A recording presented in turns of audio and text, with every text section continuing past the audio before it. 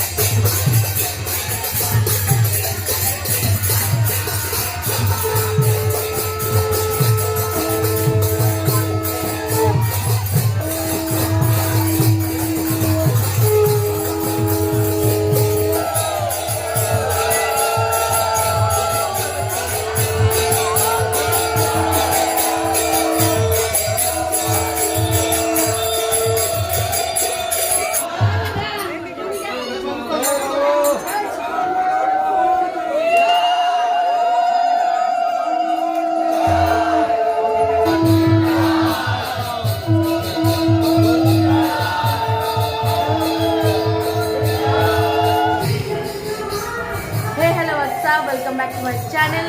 অনেকদিন পর আমি আমার ব্লগ বানাতে বসেছি। তো এই বাড়িতে আমি যেখানে ব্লগ শেষ করেছিলাম আমি সেখানেই আবার শুরু করছি। তো আমরা এখানে কালকে এসেছি, কারণ এখানে পুজো আছে, বলরাম সর্বেশ্বরের পুজো, বৈশাখ মাসের শেষে যেটা হয়। তো একই আমরা আছি, বন্ধুরা এসছে, ওই যে কাকিমা ওখানে পুজোর জোগাড় টোগাড় করছে, মন্দিরে যাচ্ছে। তো চলো রেডি হয়ে স্নান করি, তারপরে দেখা হচ্ছে। তো পুরো পুজোটা তোমাদের দেখাবো, মানে যতটা আমি দেখবো ততটা অবশ্যই তোমাদের দেখাবো।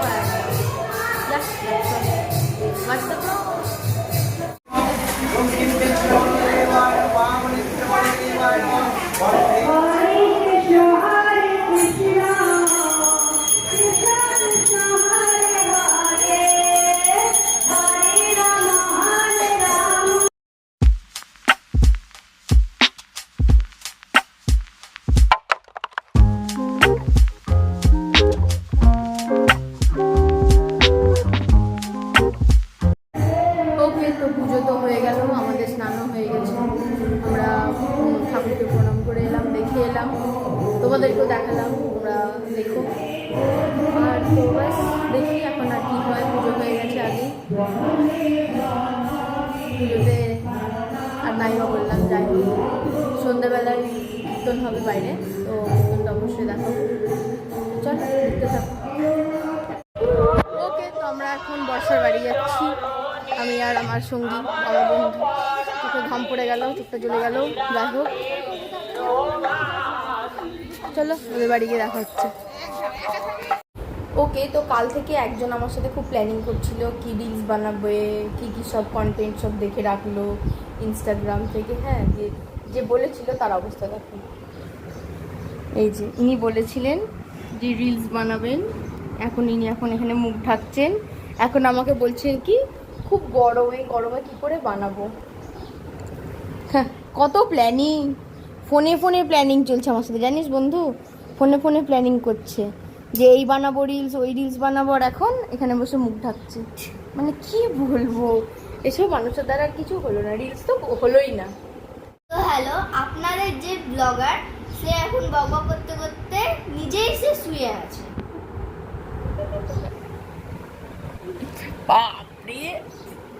এই যে তোমরা দেখছো এটা চা। তো এখন আমরা চা খাবো, ঠিক আছে? এটা বড় ব্যাপার না, বড় ব্যাপারটা হচ্ছে আমি যতদিন এখানে আসিনি ততদিন আমাকে একজন ফোনে খুব বলতো যে তুই এখানে আয়, তোকে চা বানিয়ে খাওয়াবো, তুই এখানে আয়, তোকে এটা বানিয়ে খাওয়াবো, তোকে চায়ের সাথে আরো অন্য কিছু বানিয়ে খাওয়াবো, অনেক কিছু বলতো। হ্যাঁ, আর এখন এখানে যখন এলাম, নিজে তো এখানে মঙ্গল ঘট হয়ে বসে আছে, এদিকে আন্টি চা বানিয়ে এনে দিল, আর এখন দেখছো এত বদ যে মুখটা ঢাকছে, লজ্জাতে মুখটা দেখাতেও পারছে না। মানে কি আর বলবো, মানুষ কথা দিয়ে কথা রাখে না, কথার দাম নেই। একজন এখন অ্যাস্থেটিক ফটো তুলছে, অ্যাস্থেটিক না অ্যাস্থেটিক, ইয়েস। এই যে কিছু কিছু জনের আবার সহ্য হবে না, বলবো, এত কিসের ঢং, এত কিসের ছবি তোলা।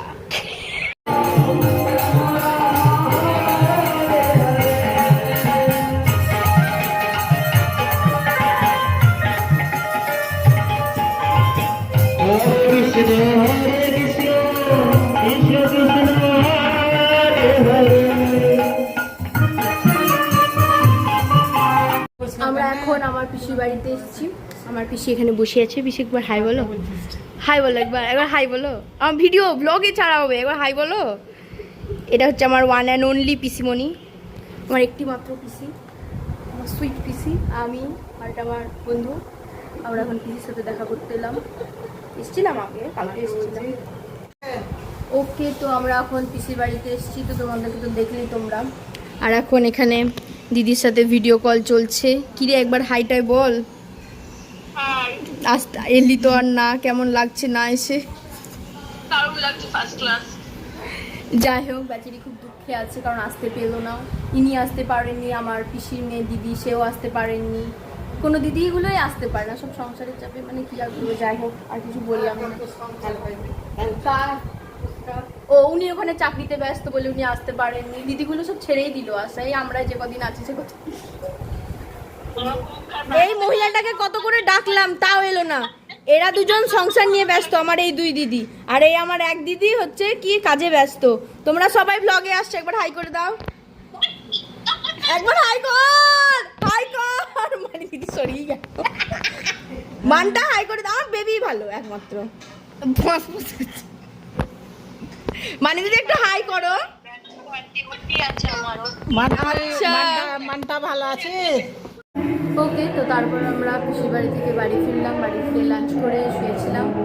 আর কী করবো, তো এখন আবার একটু রেডি হবো, বাইরে গিয়ে বসবো, কীর্তন হচ্ছে, তোমাদেরকে একটু দেখিয়েছি। বাকিটা যতক্ষণ বসবো অল্প অল্প করে অবশ্যই দেখাবো। আর দেখি এখন কি পরি হয়, এটা পরি থাকবো, না হলে চেঞ্জ করে সকালের টাইম। যা গরম, আর ভালো লাগছে না চেঞ্জ করতে, তো দেখি কী করি। সো ওকে, তো আমি রেডি হলাম। এই গেঞ্জিটা পরে আছি, আর একটা জিন্স পরলাম নিচে, বাস। এই হচ্ছে আমার evening look, so called evening look. আর এখানে ইনি রেডি হচ্ছেন। তো চলো তোমাদেরকে একটু বাইরে থেকে দেখিয়ে আনি কীর্তনটা কেমন হচ্ছে, চলো। আমাদের এই পুজো উপলক্ষে যে কীর্তনটা, এটা সেই সকালবেলায় শুরু হয় ঠাকুর আসার পর থেকে, এবং রাত 12টা অবধি এটা চলে, পুরো কনস্ট্যান্ট চলে, একটুও থামে না, দল পাল্টে পাল্টে কীর্তন। তো তোমরা কীর্তনগুলো দেখো, আমি কয়েকটা নিয়েছি, সেগুলো দেখে নাও।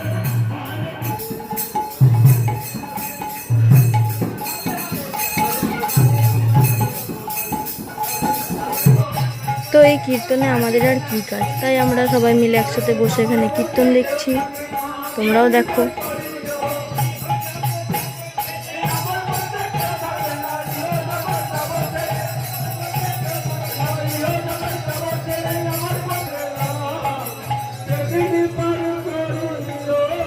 এখন আমরা যাচ্ছি আমাদের বিরাট বড় মেলা, সেটা দেখতে বেরিয়েছি। এই বাদাম কিনবো, লিচু খাবি? লিচু লিচুটা আছে বাড়িতে, খাবি? এগুলো দেখবো।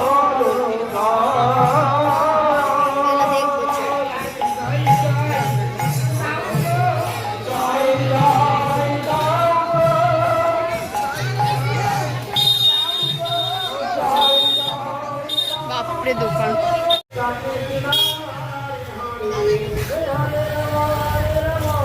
আমরা ফুচকা টুচকা খেয়ে এখন আমরা আসছি। সেকেন্ড টাইম ফুচকা খেলাম। একবার আমি আর বন্ধু এসে খেয়েছিলাম, একবার আমি আর আমরা সবাই মিলে খেলাম। না, আমাকে চপ অফার করছে নিনি, খেয়েই নি, খাওয়াচ্ছে যখন, হ্যাঁ খাবো, খাওয়াচ্ছে যখন খাবে তখন খেয়ে নিতে। তারপরে আমার পিসি আর দাদা একসাথে এলো, দিয়ে সবাই মিলে বসে ওখানে চপ, জিলিপি, তারপরে পাঁপড় একসাথে আমরা খাচ্ছিলাম আর মজা করছিলাম।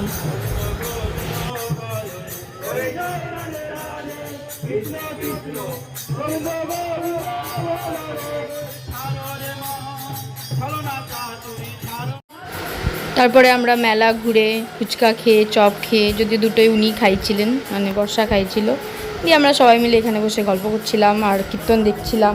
কীর্তনটা কিছু শোনা যাচ্ছিল না, তবু ওই মজা হচ্ছিল, বেশ ভালো লাগছিল।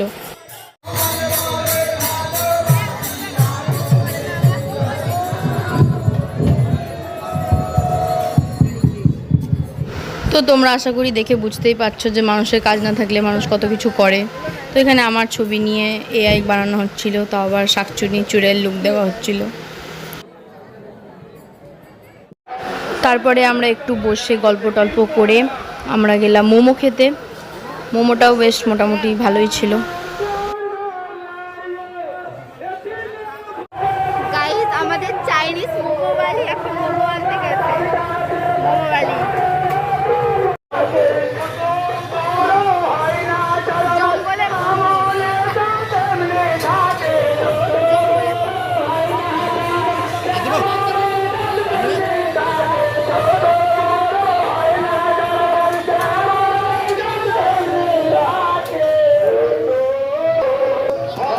আর একটা চামচ দিতে বলবো। তোমার তো পালাবার উপায় নেই। তুমি কোথায় পালাবে? আমি তোমাকে ধরে নিয়েছি। তুমি কোথায় পালাবে? আমার পান মোবাইল আমাকে ছেড়ে যাওয়ার কোনো উপায় নাই। আর কিন্তু সে সবাই মোমোটা পড়ে গেল। খা খা। তাই বলে দেও আমারও হইল না, হারাইলাম নন্দলা।